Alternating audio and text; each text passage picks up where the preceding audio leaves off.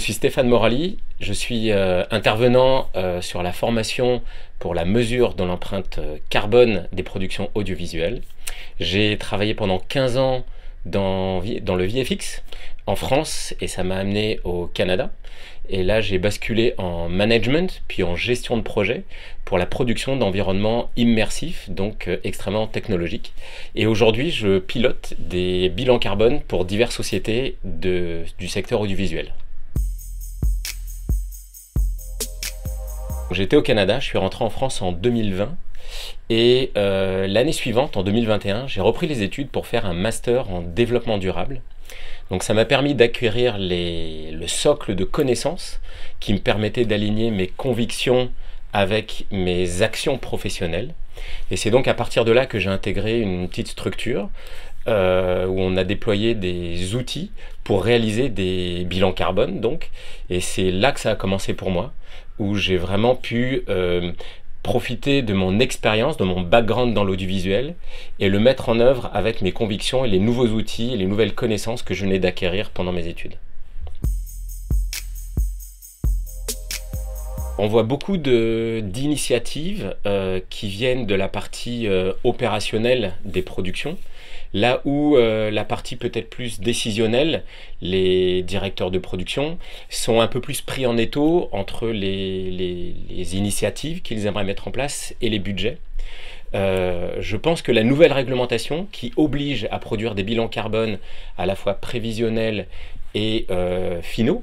je pense que ça les aidera finalement à arbitrer la prise de décision pour mettre en place des mesures de réduction en les alignant avec le budget qui est possible. Et donc à mon sens c'est une bonne chose, même si ça fait beaucoup de remous parce que ça donne un peu plus de travail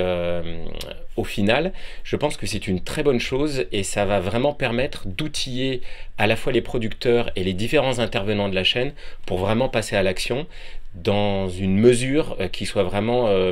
pertinente et pas juste parfois des fausses bonnes idées qui en impact carbone sont pas autant qu'on l'aimerait et parfois même produisent l'inverse. Contribuer à un secteur d'activité où je me suis beaucoup épanoui, où j'ai passé beaucoup de temps et où aujourd'hui, plus que finalement être en production, je suis vraiment content d'apporter mes connaissances, d'apporter mes compréhensions pour accompagner les différents acteurs de ce secteur-là à évoluer et à avancer dans une direction que je pense être la bonne pour essayer de réduire l'impact carbone du secteur. Il y a toujours eu un lien entre Workflowers, pour lequel j'ai travaillé, et la CST et EcoProd. Et donc c'est naturellement que lorsque